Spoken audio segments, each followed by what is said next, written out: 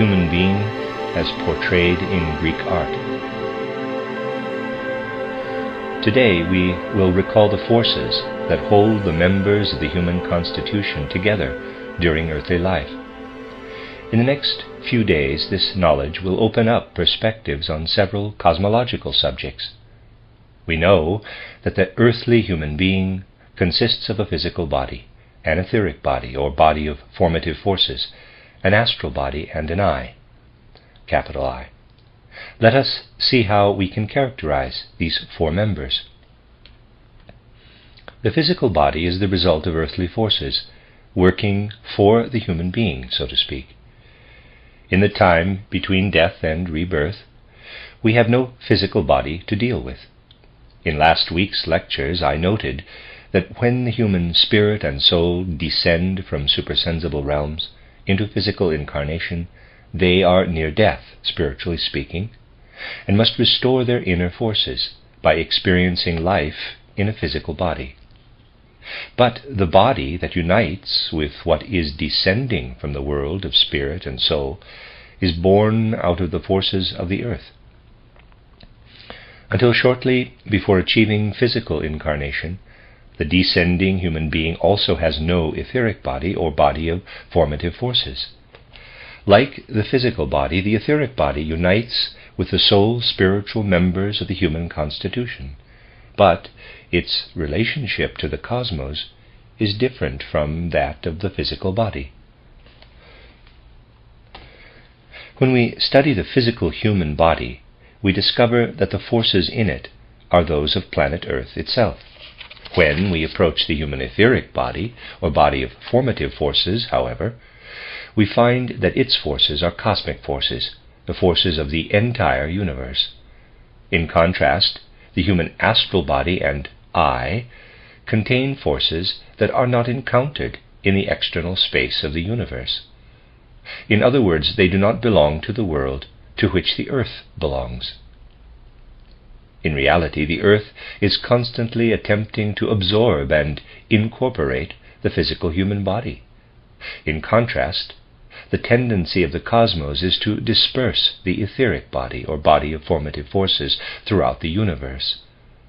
From the time we fall asleep to the time we wake up, the physical body attempts to unite with the earth, to become earth-like, to become completely earthly, while the etheric body or body of formative forces attempts to disperse throughout the universe.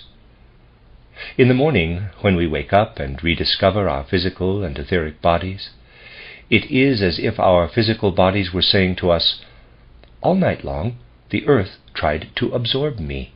The earth wanted to turn me into dust. I remained a physical human body only because the forces of your I and your astral body had held me together yesterday and on previous days, and these forces persisted through the night." Similarly, the etheric body says, "I kept my human form only because resembling you has become a habit. Actually, the forces of the cosmos wanted to throw me to the four winds during the night while you were sleeping and outside of me."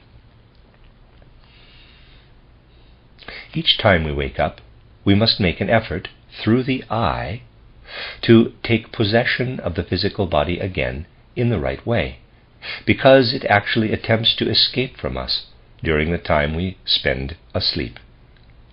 With appropriate training, the I can learn to sense its own efforts to repossess the physical body each morning, and the astral body can sense how it has to reshape the etheric body in its own image, forcing it back into human form to counteract the non-human form it attempted to assume during the night.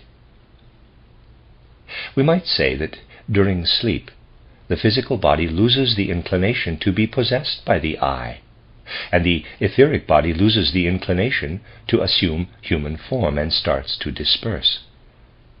In actuality, the shape of the physical body is entirely the result of the activity of the I in the human constitution. Owing to the makeup of the modern human soul, we are relatively unaware of having to repossess our physical bodies anew each time we wake up, we have little sense of the physical body's efforts to escape or the etheric body's attempts to disperse. But suppose that at one time people still clearly perceived the daily struggle between the I and astral body on the one hand, and the physical and etheric bodies on the other. As a consequence of this awareness, people would also have known that being forced to leave one's physical and etheric bodies very suddenly would produce quite different results than would either dying or falling asleep.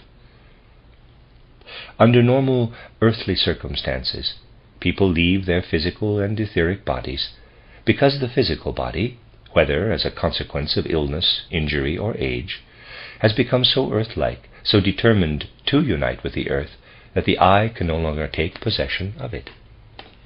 But what if the I and astral body suddenly had to leave a physical body and an etheric body that were totally healthy and uninjured?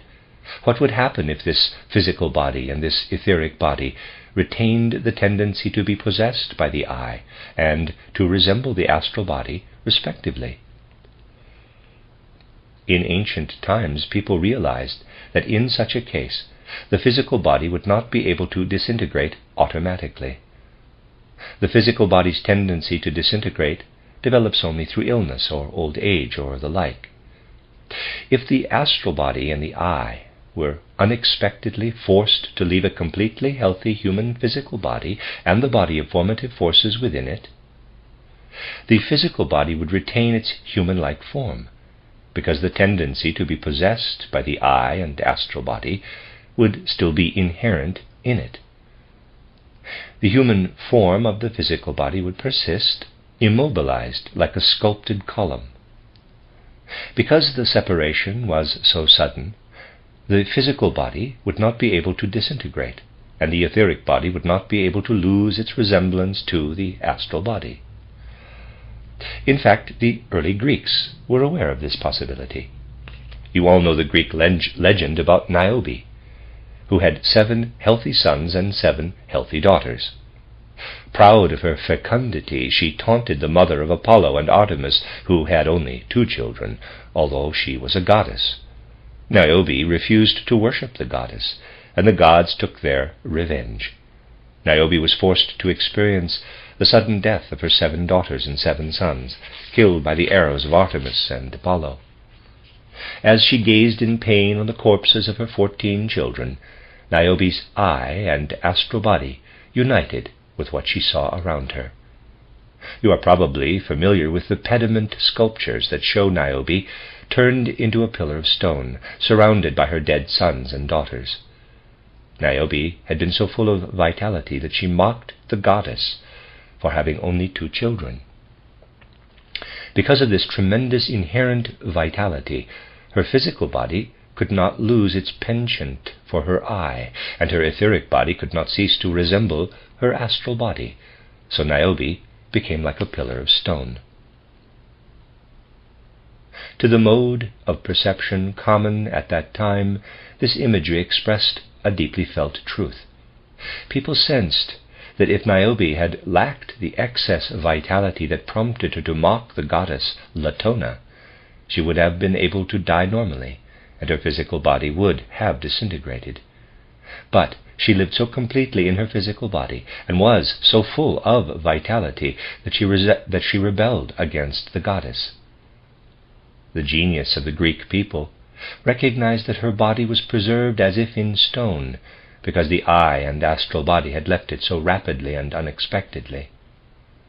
When we look back through humankind's evolution, we find that art always reflects feelings consistent with the mode of perception of the time in question.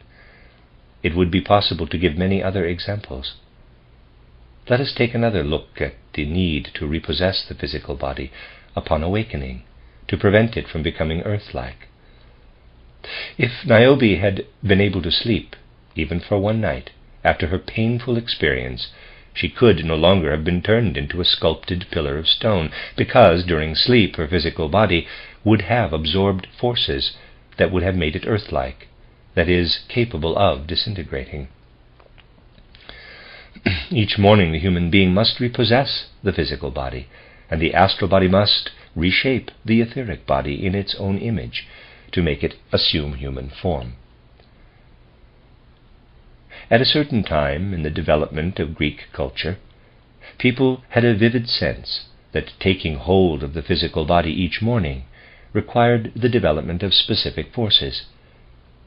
Because the Greeks knew this and took a great satisfaction in possessing physical bodies, they felt a need to strengthen the forces that take hold of the physical body and the forces that shape the etheric body in the image of the astral body. If we could be fully conscious of the process of awaking each morning, we would experience anxiety about being able to re-enter the physical body in the right way. We would be afraid of not being able to get back into the physical body properly. In ancient times, the Greeks were very familiar with this fear. They also knew that the etheric body tends to dissolve into 4 separate figures each night, one like an angel, one like a lion, one like an eagle, and one like an ox. Each morning, the astral body has to exert itself to synthesize these 4 parts of the etheric body into something truly human. The Greeks loved their life in the physical and etheric body. I have often quoted a saying that comes down to us from ancient Greece: "Better a beggar on earth than a king in the realm of shades," that is, in the underworld. Because they loved physical existence, they longed to be able to take possession of their physical body and shape their etheric body more effectively. Greek tragedy developed as a result of this longing.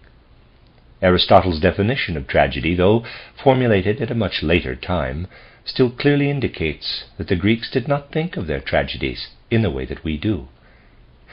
Your experiences may be different, but in my experience, modern people think that dramas are created so that when we are finished dealing with everything the day brings, we can sit down for a few hours and watch a more or less exciting presentation of events that are not real, but just dramatic images.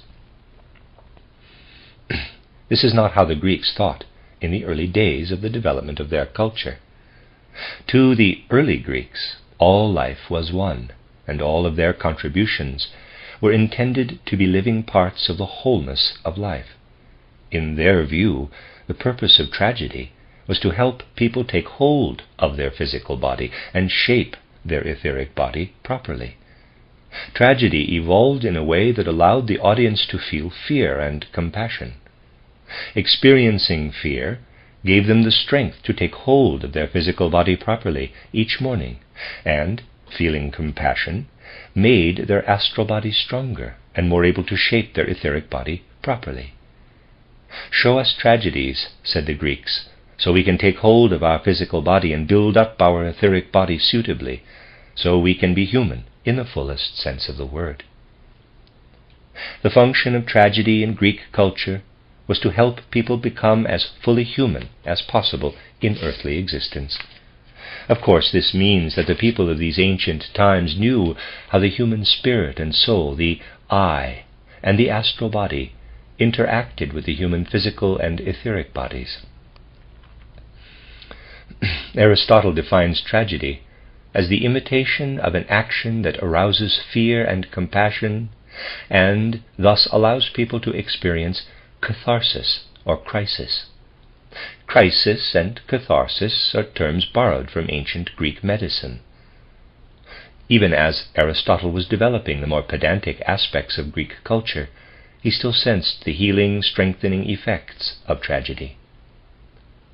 The term catharsis originated in the mysteries, and I have often explained what it meant in that context.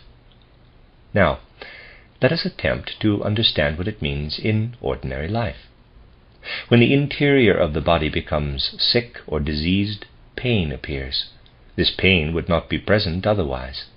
People who are ill begin to sense their bodies in a way that does not happen in a body that is normal or healthy. When nothing hurts, we think we are healthy. When we are ill, something begins to hurt to cause us pain. This pain simply means that the I and astral body are not hooked into the physical and etheric bodies in the right way.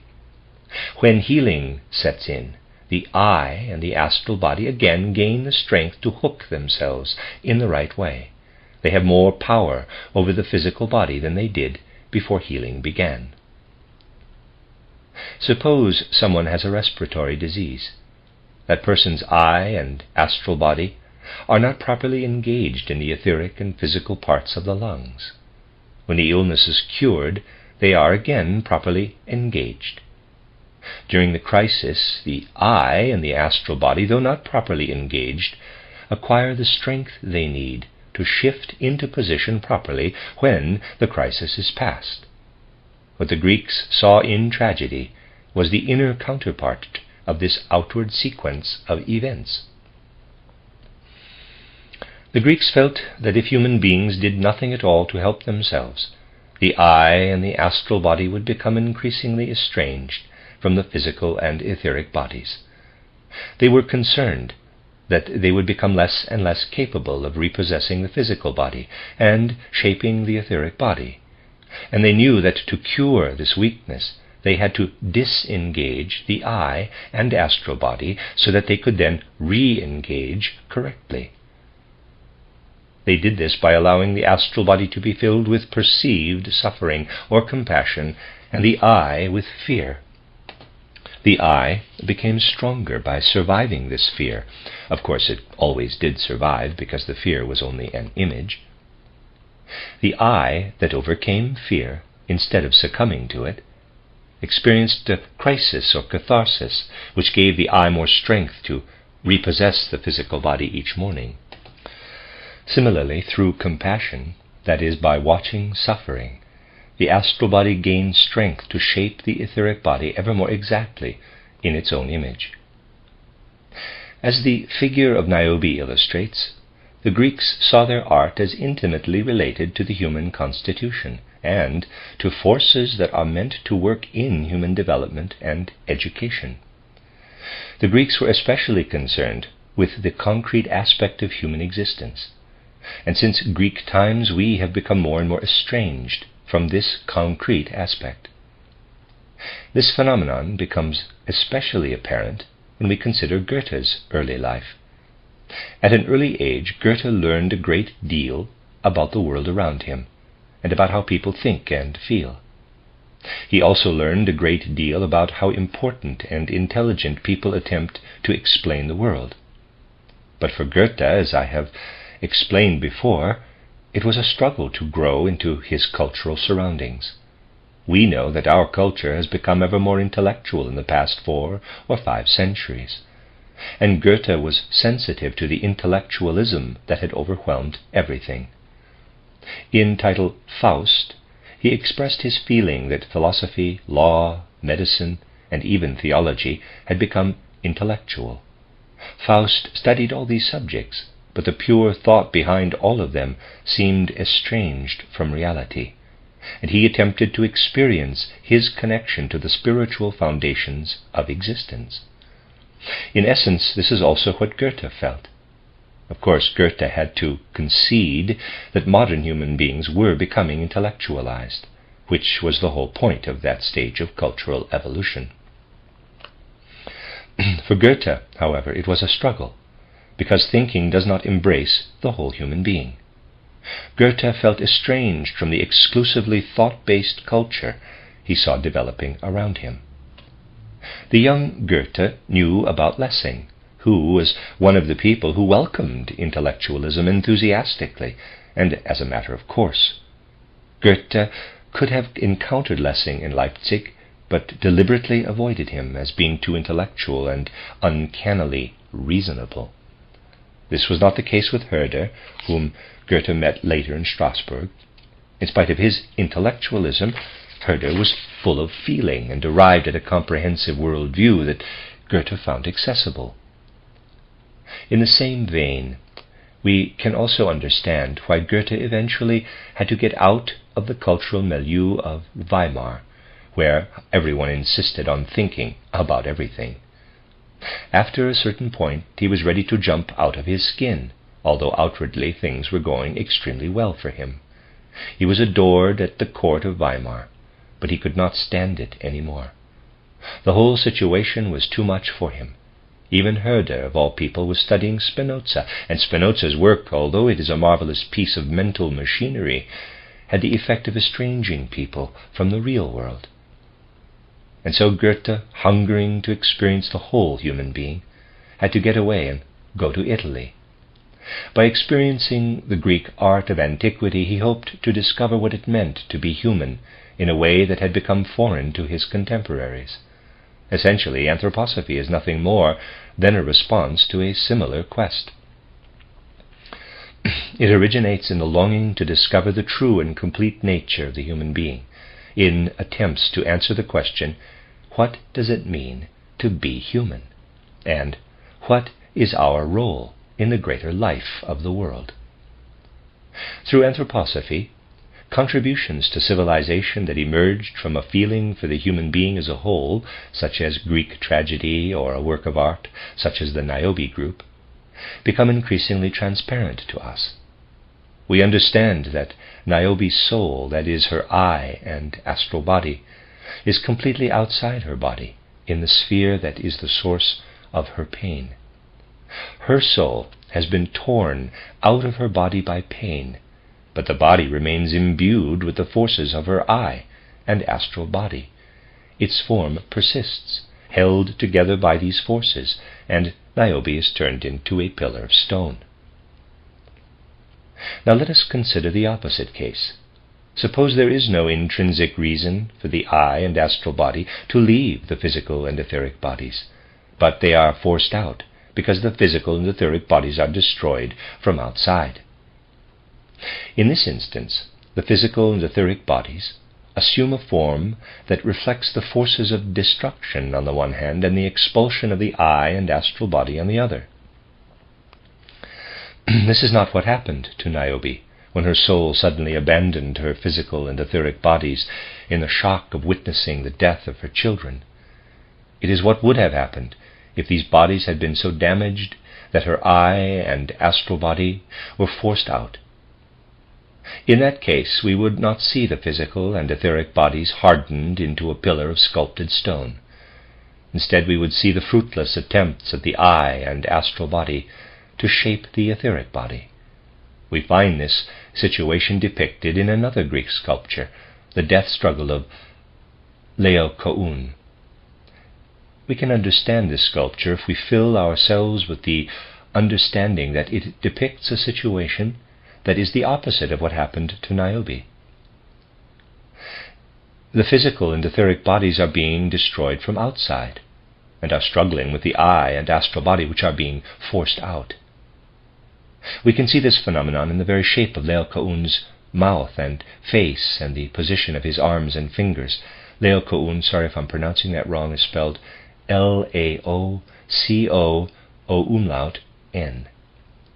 Laocoon, so I'm pronouncing it. Back to the reading.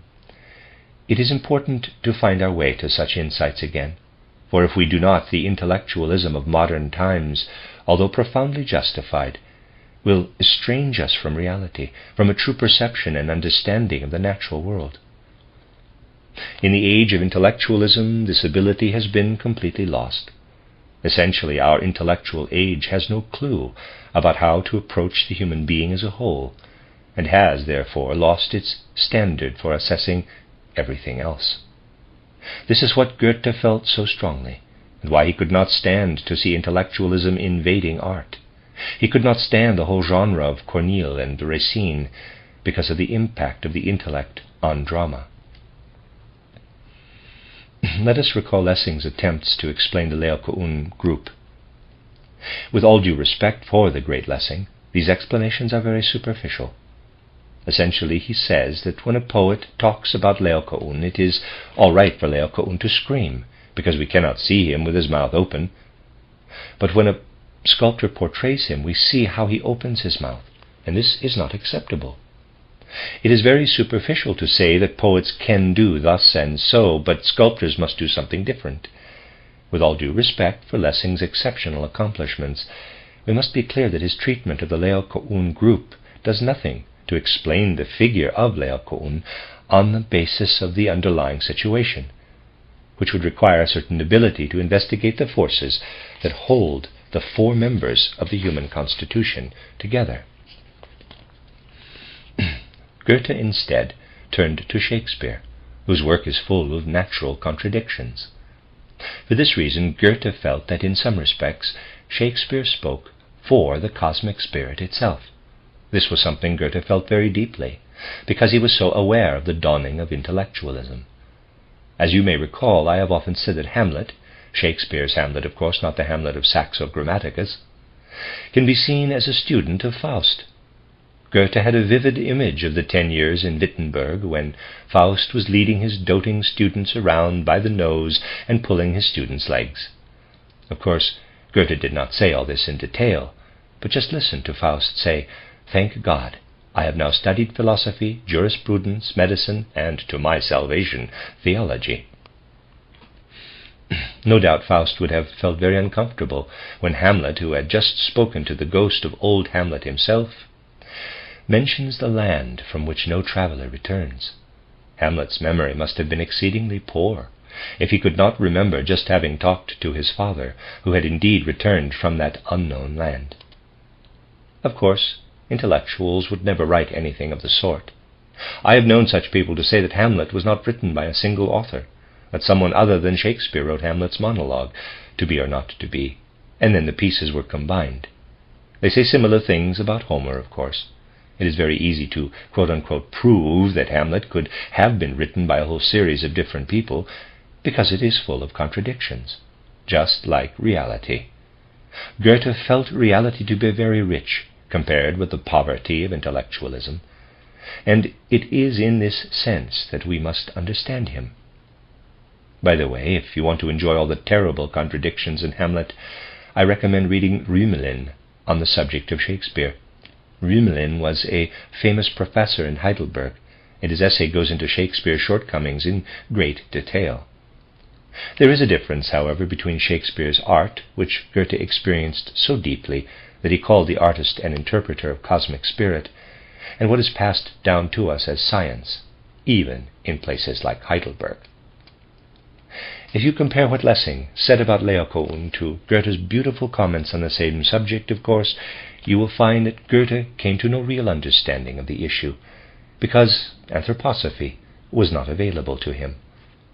Nonetheless, Goethe made significant progress compared with Lessing's arguments. Goethe's work is full of traces of what I presented here today. For example, his comments on the Laocoon group can be seen as a starting point for what I said about it.